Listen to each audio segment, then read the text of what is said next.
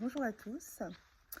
Je me prenais un petit café et je me disais que j'aimerais bien faire un petit point astrologique avec vous. Ça fait longtemps que l'on me demande un petit peu ce qui se passe en ce moment au niveau des astres. Donc voilà, puisque ce mois-ci, on a eu une belle pleine lune, dite pleine lune bleue qui était plutôt orange, le 19 août, une pleine lune en Verseau, qui est mon signe. Moi, j'ai beaucoup de planètes en Verseau, donc je suis très empreinte de cette ère du Verseau. Donc voilà, c'était une pleine lune qui pousse encore plus à cette autonomie, cette prise de pouvoir personnel, de vraiment prendre sa place. Et voilà, c'est vraiment ça l'ère du Verseau. Donc on continue de lâcher tout ce qui est de l'ère des poissons. Donc l'ère des poissons qui était vraiment caractérisée par les religions, par la connexion au monde spirituel. Et voilà, comme tous les signes, il y a beaucoup de points positifs, et puis il y a d'autres points négatifs qui sont à travailler, qui sont à transformer. Et par rapport à l'ère du poisson, ce qui a été positif par rapport à l'ère du bélier d'avant, l'humanité avec l'ère du bélier était plus en mode instinctive, plus animal, on va dire. Et donc l'ère du poisson était vraiment là pour faire évoluer l'humanité vers plus d'humanité, vers plus d'humanité, vers plus de connexion les uns avec les autres. Et cette connexion s'est faite à travers les religions. Donc voilà, mais là on est arrivé à un point où tout le côté, toute la part de souffrance et de sacrifice de l'ère des poissons, et notamment ce triangle de Cartman, hein, de sauveur, bourreau, victime, est en train de vraiment être libéré, relâché au maximum, pour laisser place à cette ère du Verseau qui présente plus d'autonomie et de reprendre son pouvoir personnel. Voilà, pour faire encore plus évoluer l'humanité vers des êtres qui sont plus connectés à leur pouvoir créatif, hein, qui ont vraiment Dieu en eux et qui ne recherchent pas Dieu à l'extérieur à travers notamment les religions. Donc voilà, on n'est plus dans l'ère du Christ sur la croix qui porte la souffrance du monde et qui sauve l'humanité, hein. On n'est plus à rechercher des sauveurs à l'extérieur. Maintenant, on est là vraiment pour libérer toutes ces vibrations de sauveurs qui sont à l'intérieur de nous, et donc aussi de victimes et de bourreaux, puisque automatiquement, quand on est dans la vibration de sauveur, on attire ces situations de victimes et de bourreaux, et vice-versa. Hein, ce sont des relations de pouvoir qui sont plus au niveau de l'ego, et en fait, on est en train de transformer nos relations avec nous-mêmes et avec les autres, pour trouver un équilibre entre soi et les autres, et être dans des relations plus justes, plus authentiques, plus bienveillantes, qui sont dans l'amour et pas dans le pouvoir. Voilà, donc c'est ce qu'on est vraiment en train de faire en ce moment au niveau collectif et personnel, au niveau de l'humanité en général. Et donc par rapport à l'astrologie, ça se traduit vraiment par cet axe de nœud lunaire. Donc on a changé de transit de nœud lunaire depuis juillet 2023. Donc en juillet 2023, on est passé à un nœud nord lunaire en bélier, et donc nœud sud en balance, hein, les signes opposés, et ce jusqu'en janvier 2025. Donc ça veut dire quoi? On est vraiment en train de travailler sur cet équilibre entre soi et les autres,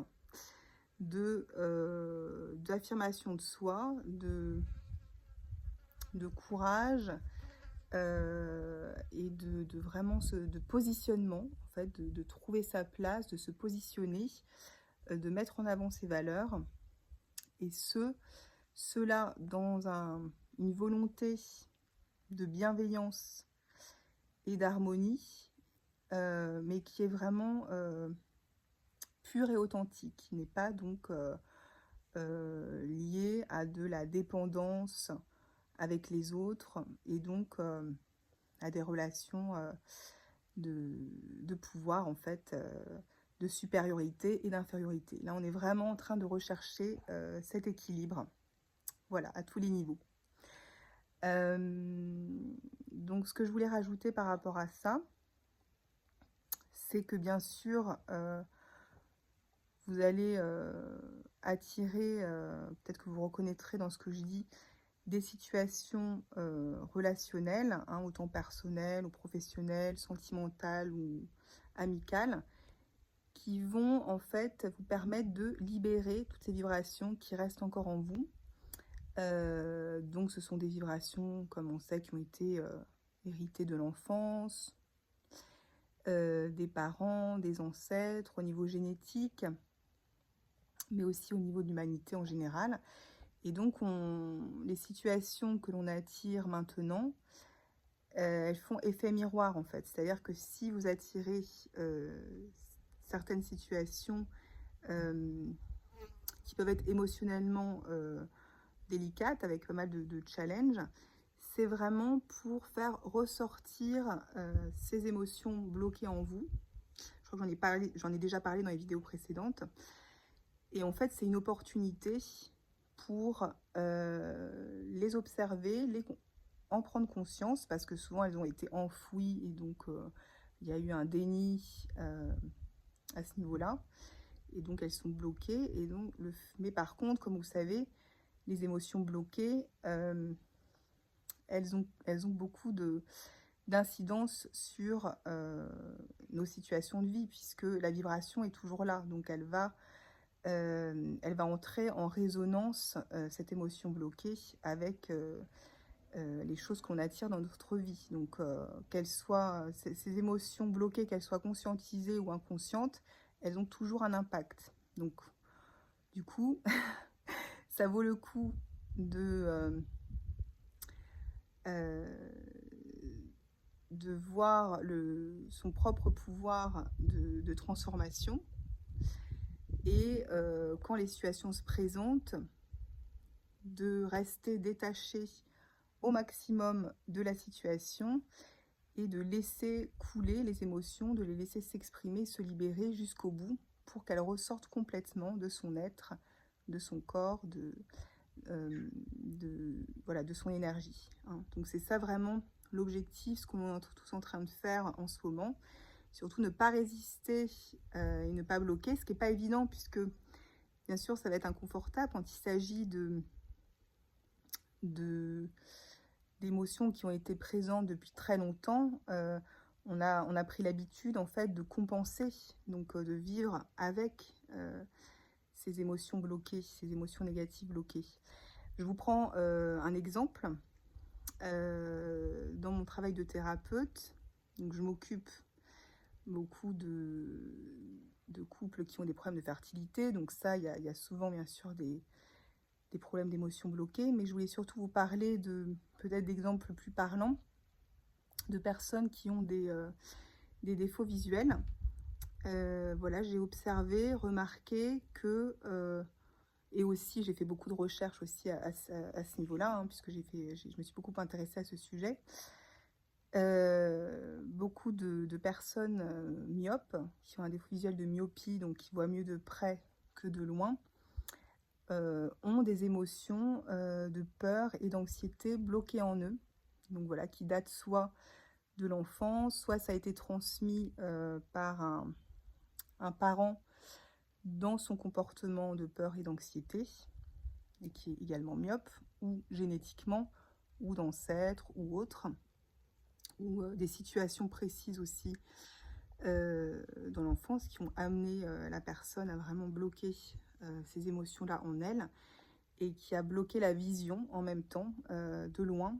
Une peur de regarder au loin, mais aussi une volonté de regarder ce qui se passe vraiment de près parce qu'il peut y avoir un danger qui est près de soi. Voilà.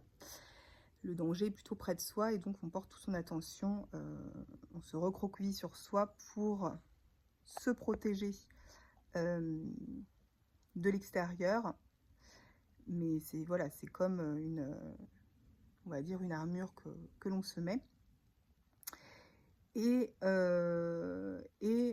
à l'inverse, donc le défaut visuel d'hypermétropie qui correspond à une meilleure vision de loin que de près.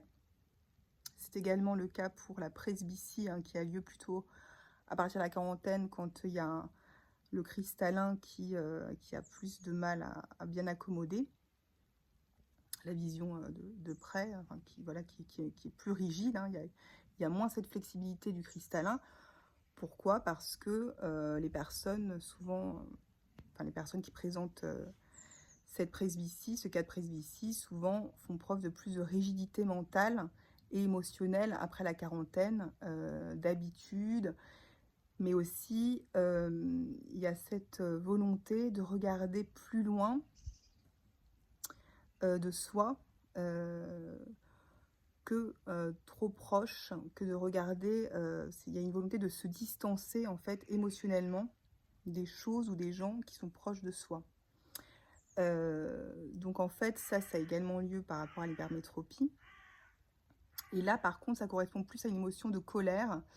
Donc c'est plus des émotions de colère qui peuvent aussi, hein, en médecine chinoise, là, je vous fais un petit peu un mix de plein de choses à la fois, qui peuvent également être liées à la santé du foie. Hein, donc voilà, comme on sait, trop de café, d'alcool, ou tout simplement trop de colère et de frustration envers la vie, envers les autres, envers son chemin, voilà, peut bloquer également, cette émotion de colère peut être bloquée en soi.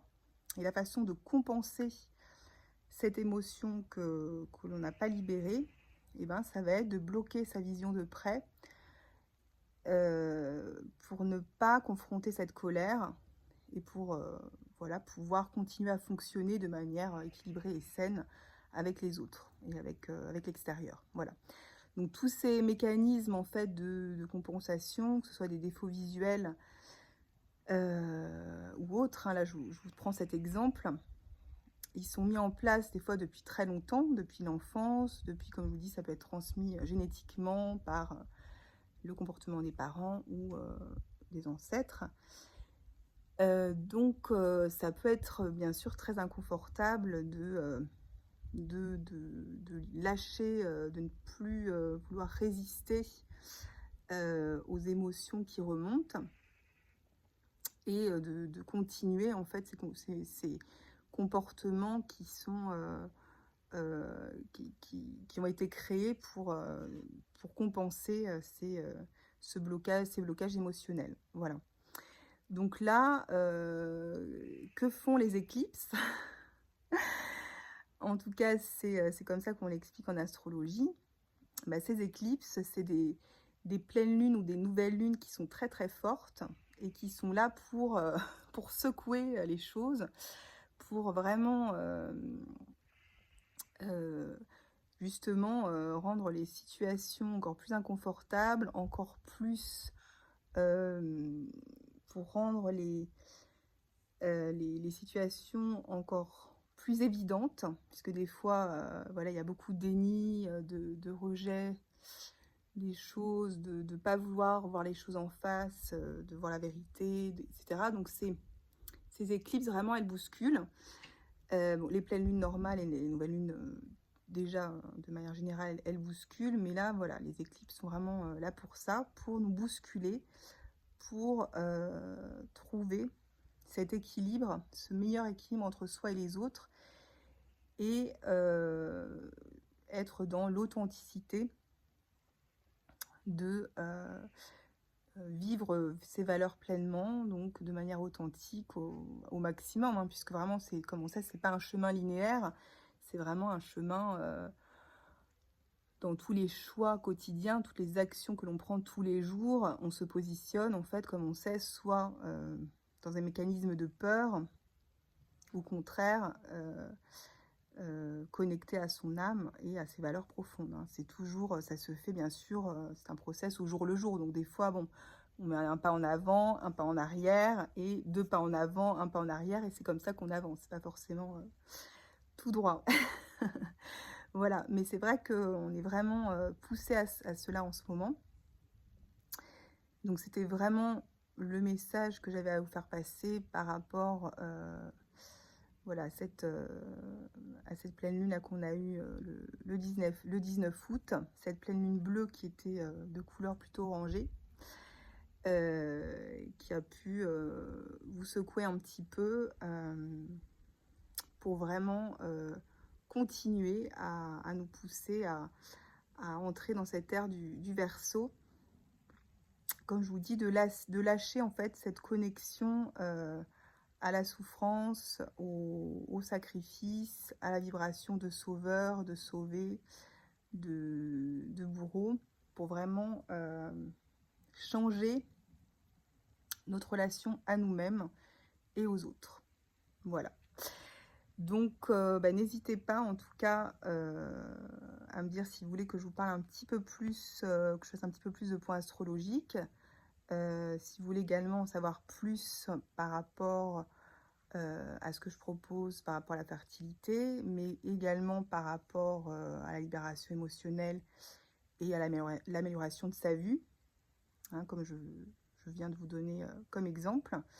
N'hésitez pas à m'envoyer un petit message, et en attendant, je vous souhaite vraiment une très bonne après-midi, de bien profiter de la fin de l'été, la fin des vacances si vous êtes en vacances, si vous avez des vacances, de bien profiter des rayons de soleil si vous en avez, mais si vous n'en avez pas, c'est pas grave. Profitez en tout cas de la lumière qui est présente même derrière les nuages. Et je vous dis à très bientôt.